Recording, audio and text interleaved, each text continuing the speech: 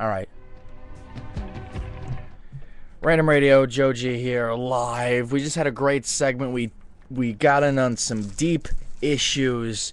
We were discussing the Cambridge professor who got arrested because he had disorderly conduct or whatever. And, well, not whatever. You guys all know, unless you've been under a rock, Cambridge professor Gates, what the hell's his name? Hold on, let me pull up the story. Let me pull out the story. Gates should have used window, which would have been good. Gates, okay. Gates arrested.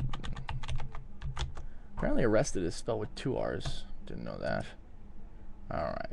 Harvard professor, and let me read the story for ye. Harvard professor Henry Louis Gates, one of the nation's preeminent African-American scholars, was arrested Tuesday afternoon at his home by Cambridge police investigating a possible break-in. The incident raised concerns among Harvard faculty that Gates was a victim of racial profiling. Police arrived at Gates' Ware Street home near Harvard Square at 12:44 p.m. Basically, Cambridge is the area surrounding Harvard. It's the Collegate town. It's where everybody lives, apparently, according to what I know. We talked about how it was a Joe situation. How I thought what happened. Basically, we'll run through it. The guy had a long flight. He was tired. His door was jammed. He just wanted to fucking get inside of his house. He was trying to jimmy it open. Officer Gates, or Officer Jimmy, comes in as Gates is trying to jimmy the door open. Trying to figure out what is going on. Between that and something else, he showed his license. Basically, he was arrested, and the debate that has been sparked through this event has been that on racism. You might call it closet racism. You might call it, overt racism. But I think that there is still a problem of prejudice in this country, whether it's out in the open, whether it's inside our own homes, whether it's even inside our own heads. I think we are still being prejudiced. And I think in this day and age, when we have come so far as to elect, quote unquote, a black president or an African American president, that we should be past this. But unfortunately, it's still a problem that plagues this country and even this world. But let's focus on the country first. And somebody on CNN, as I was watching a little debate on that, and this is all we're going to talk about tonight because I want to go to bed and get some sleep, although I drank a fucking case. I drank a whole 2-liter bottle of Coca-Cola, and now I'm sitting here. What the hell? Holy shit. Ladies and gentlemen, there is a slug on my cola. Can you see that? That's really gross. But I'm still going to drink it. I'm just going to drink out of this side. Is that gross? What would be gross is if I ate the slug. How the hell did that slug get on there? I went to go outside and smoke a cigarette. The next thing I know, there's a fucking slug on my glass. How did that son of a bitch get there? That's what I want to know. And is he going to drink the Coca-Cola? You know what? I think we should stay tuned and watch what happens with this slug. I think he's going to try to climb into the glass. Let's see if we can get that into frame. All right, there's the slug, there's the glass. We'll see what happens.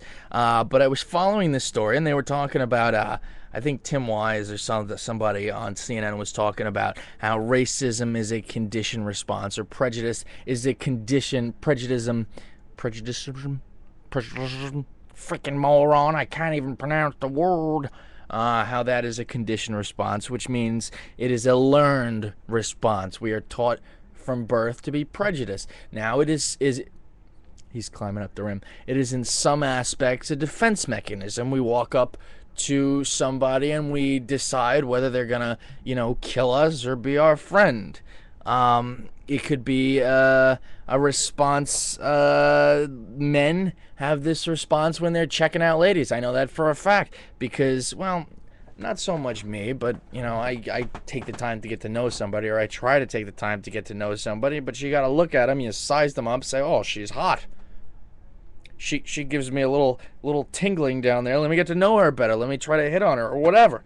Whatever it is. We learn this response. But a conditioned response, a learned response, especially when it's racism, prejudiced or racism, whatever. It is learned, which means we can change it. I believe that racism or prejudice or being prejudiced is a result of ignorance. You do not know these people. You do not know people who are different than you. You don't understand different people's cultures. And innately, we hate what we don't understand. So ignorance is bliss, quote unquote, but in my opinion, it is also destruction.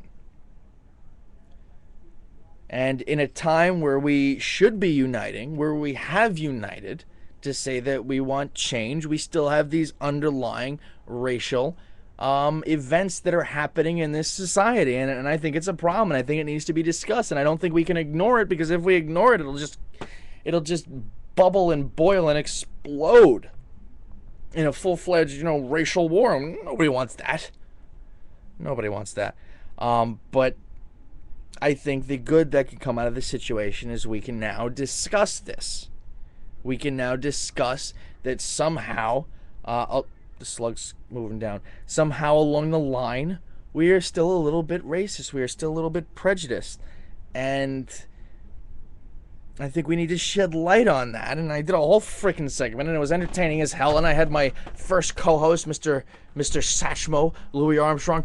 Hello, Joe.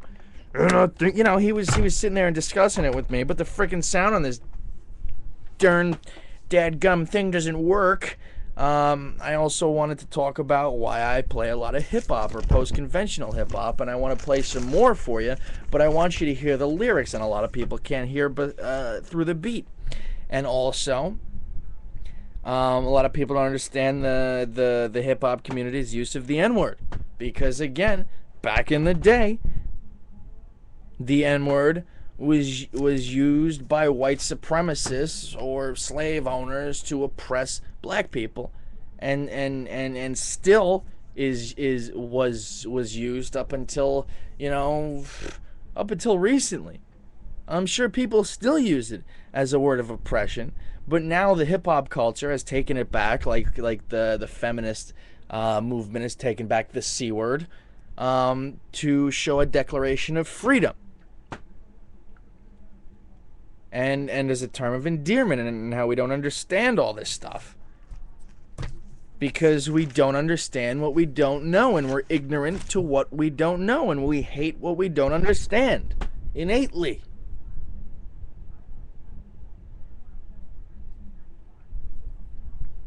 And I was also talking about how I'm sure there's times in all of our lives where we've been a victim of prejudice. What the hell's the freaking word? See, I'm so upset over this whole segment being lost that I can't even freaking pronounce right. All right, so I'm gonna collect myself. I'm gonna go watch some TV. I'm gonna wash my face because it's all sweaty and disgusting. Ugh.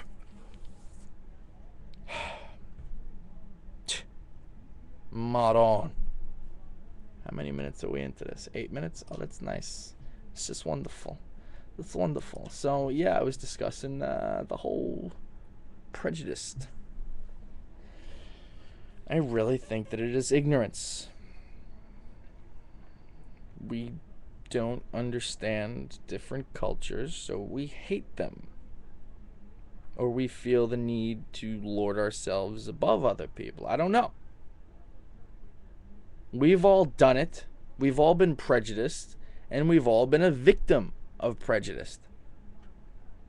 We can talk about how I walk into a store, or how I've been with a group of my friends, and they'll be watched like hawks.